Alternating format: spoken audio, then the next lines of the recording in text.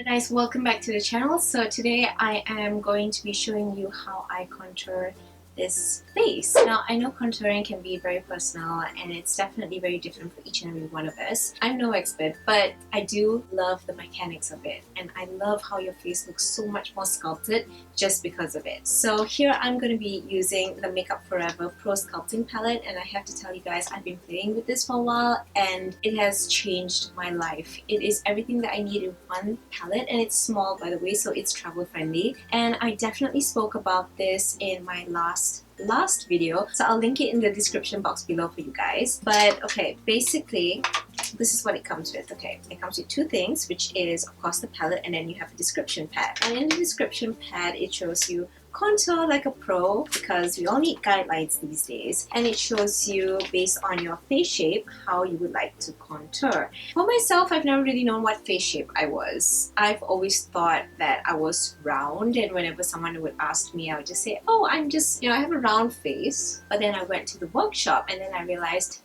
oh, I'm not round. So I'm in between an oval and somewhat of like a square. I honestly wish I had like sharper chins down here, just to make things a little bit more interesting for you guys and show you how the contour really works. But as I don't have that aspect, we're going to work with what we have, okay? So that's that, and I'm going to show you guys how I contour this face. So you guys know how much I love my big brushes. So here I'm going to be taking the 108 straight brush by Makeup Forever, and this is what I'm going to be using to go in with the contour shade, which is the darker shade over here. Now this might not be everybody's ideal brush. We always work with different brushes, but this is what I like using, so I'm just going to work with that. Now I've been told over the years that I have very high cheekbones, but seeing that these references came from my family, I never really believed it. But playing with makeup over the years has really taught me how to like fully sculpt and determine where the hollows of my cheeks are. Usually when a person smiles like this, you'll be able to see how the cheekbone is actually shaped. So mine starts where this curve begins for the hairline,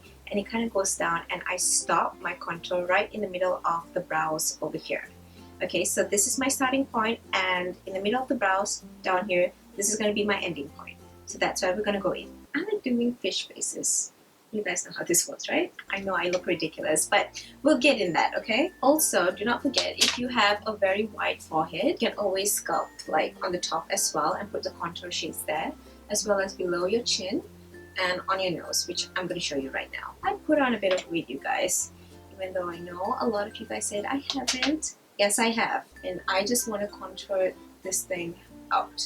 I see that all nice and shapely. Yeah. And do not forget to shadow the rest of your face, which is the top of your forehead. If you have a wide forehead, this is going to be like your holy grail to like kind of like shadow down. And this is going to be a little bit tricky with this brush. Okay, so I'm going to take this one and we're going to contour the sides of my nose as well. So this is just to make my nose a little bit more slimmer in certain aspects. So that's what we're going to work with. And yes, contour part, we're done. So now I'm going to take this shade over here, which is the highlight, and I'm going to be highlighting the points of my face where the light actually shines in. Now if you guys are not sure on places where to highlight, go and stand in front of a mirror during daylight and just tilt your head a little bit, and then you can see where the light is coming through.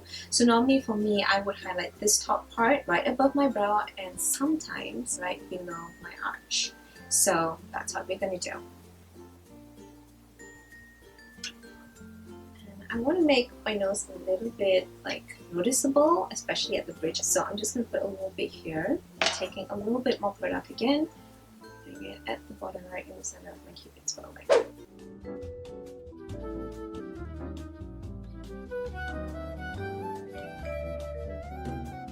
Now blending out your contour is completely up to your preferences. You can use makeup brushes, you can use a powder puff, you can even use your hands, but I personally like using my beauty blender. One thing that I should highlight to you guys is blend upwards, never blend downwards, because you don't want everything to droop. You want everything to be highlighted, to be sculpted, to be upwards, so that's exactly what we're going to do.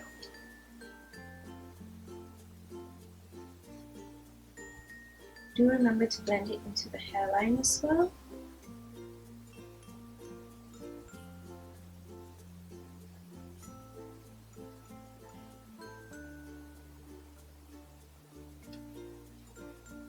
Now I'm going to be teaching you guys a trick that I do if I find that my contour has gone below the cheekbone and it kind of looks droopy a little bit. So I'm going to be going in with my 158 brush, and this is a very interesting brush to have because it's dual-ended, and I like it because, you know, one here is pretty much angular and it's slanted to the top, which makes for a very, very beautiful precise line, and the other one is just a great brush to have to dust all over your face.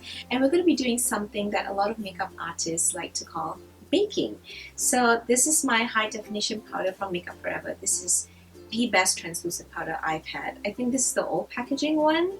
I haven't really moved on to the new one, but I like this powder all the same. And I'm going to be taking that and I'm going to be putting it into the lines where I want to clean up.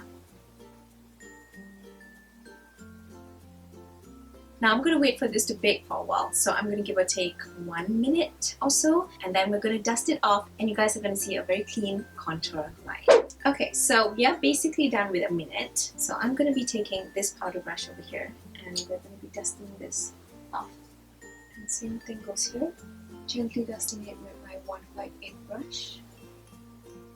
So yes, now you are ready with a full sculpted face to go out into the world and explore. All of this achieved by one palette, and I have to tell you guys, I think Makeup Forever did an amazing job with this. And if you guys are curious, I'm in the shade number 40. That is about it. That is how I sculpt and highlight my face with the new Makeup Forever Pro palette.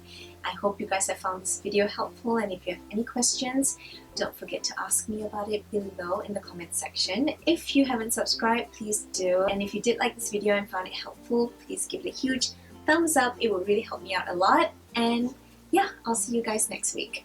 Bye! These 3 bottom shades here are my absolute favorite. And as you can see, I've been wearing it on my lids, or you can see how much the pan has already been used. You will know how much I use it. So this palette retails for 45 USD, which I think completely justifies the price of the palette because you have to consider that there are foiled eyeshadows within and you have all full-size pans. So what you're paying for is really great. Plus, don't you just love palettes that come with huge mirrors? Even though I haven't like opened mine yet. But in terms of the eyeshadow palette,